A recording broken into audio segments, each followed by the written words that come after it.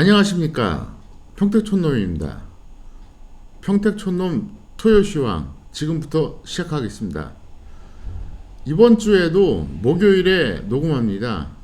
금요일에 일정이 있어서 하루 일찍 녹음을 하니까 그 점에 대해서 여러분들이 알고 계시기를 바랍니다. 오늘 방송 순서는 첫 번째 지수, 두 번째 테마주, 세 번째 삼부토건 이렇게 준비를 했습니다.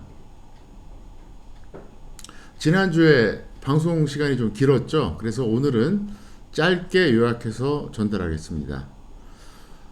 화면에 보이는 내용은 제 트위터입니다. PT502. PT502인데요.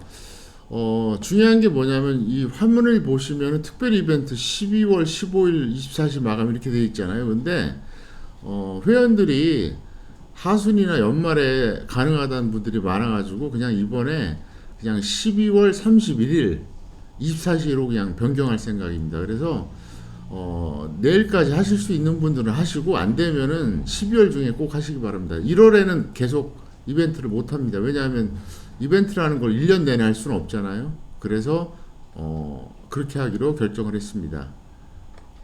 그리고 상단에 보시면 이게 제 트위터 사진인데요.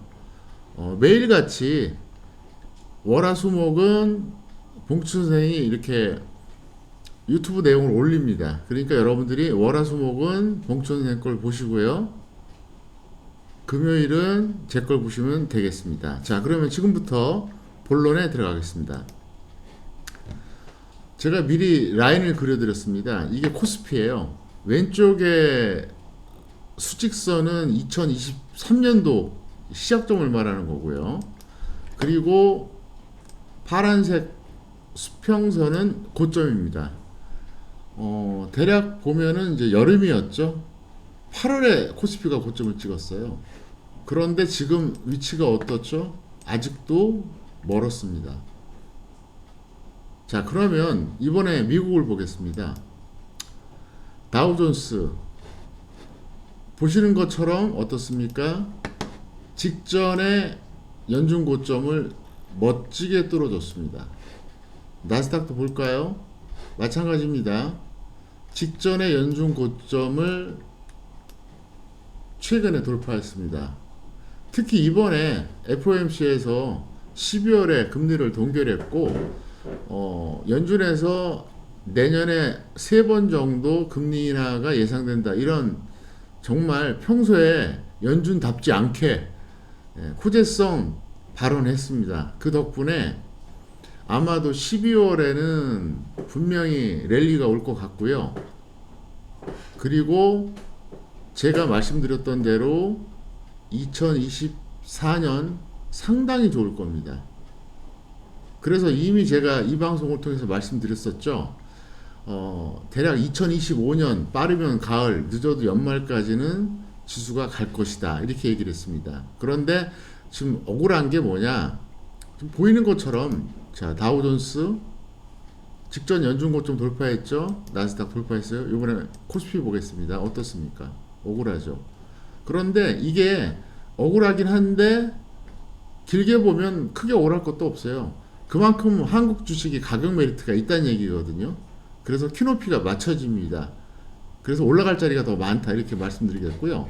12월에는 제가 볼 때는 2600선은 당연히 돌파가 됩니다. 2600선 라인이 이쯤 됩니다. 그래서 이거는 당연히 돌파가 되고 제 바람은 연중 최고점 돌파도 됐으면 좋겠다 이렇게 생각하는데 2600선까지는 무조건 가고요. 2650선 이상, 그러니까 연중 고점 돌파도 12월에 기대해도 좋다 이렇게 말씀을 드리겠습니다. 그리고 내년에는 3000선 가는 거는 기본입니다. 이거는 뭐 기본으로 가고요. 제가 볼 때는 지난 고점이죠. 2021년 고점 이것도 내년에 분명히 뚫어줍니다. 그러니까 앞으로 확률상 수익 기회가 많으니까 여러분들이 기대하셔도 좋을 것 같습니다. 자, 두 번째는 오늘의 테마주입니다. 오늘은 제가 방산주를 준비했어요. 방산주는 사실 분류를 하자 그러면은 뭐 20개도 넘게 찾을 수는 있어요. 그런데 깔끔하게 그냥 10개만 찾아놨습니다. 왼쪽에 보시면 빅텍, 휴니드, 하나 에어로스페이스부터 쫙 있죠. 아래 풍산. 대표적인 종목이 역시 빅텍이죠.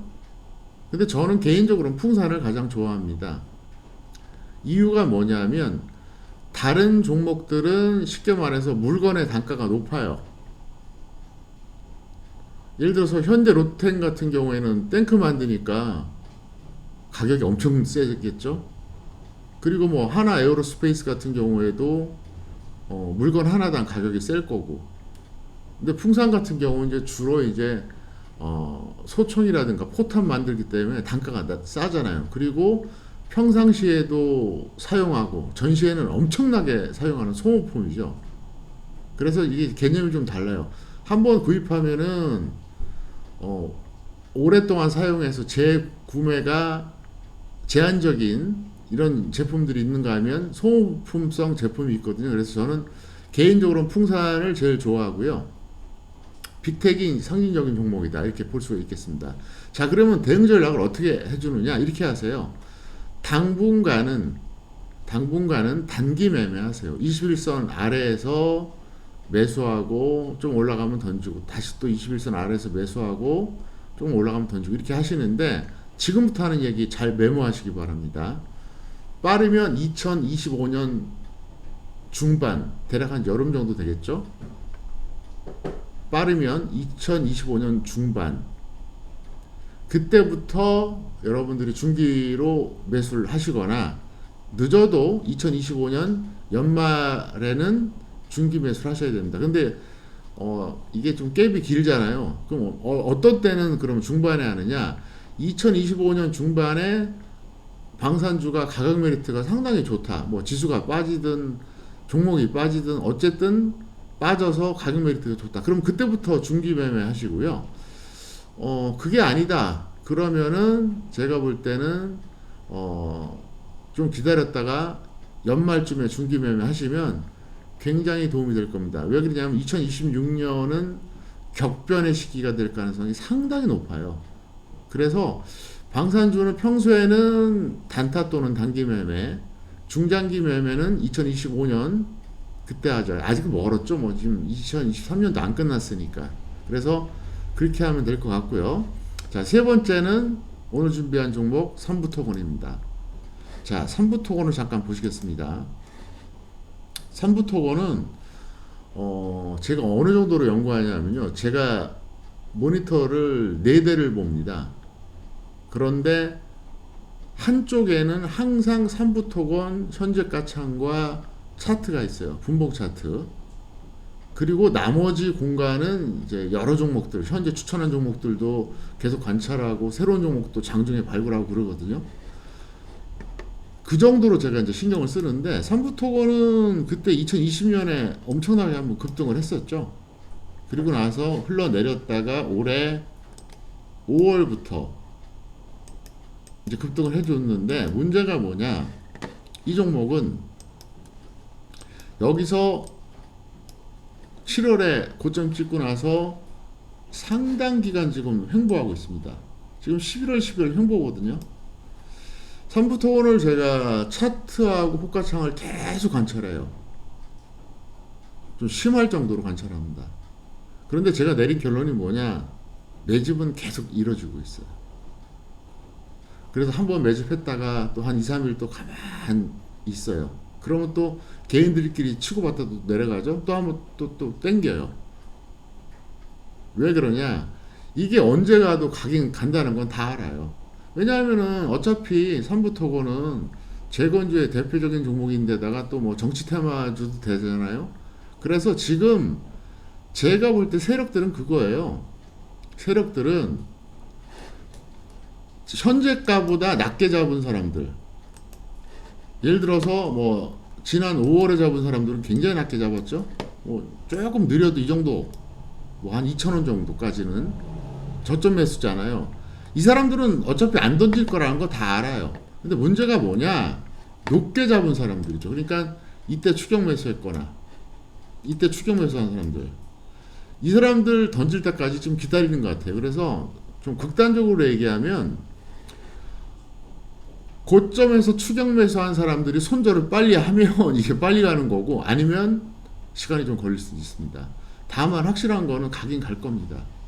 근데 저는 12월부터 랠리가 올 가능성이 있다고 보거든요. 왜 그러냐?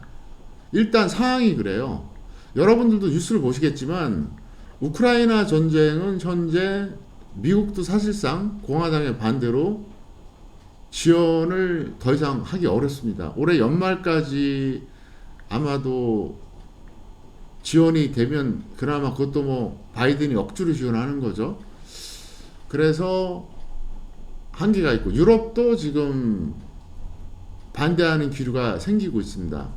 미국하고 EU하고는 차이가 뭐냐면, 미국은 한 국가이기 때문에 어쨌든 대통령 승인하에 의회만 통과되면 간단하게 끝나는데, EU는 경제와 정치 공동체입니다.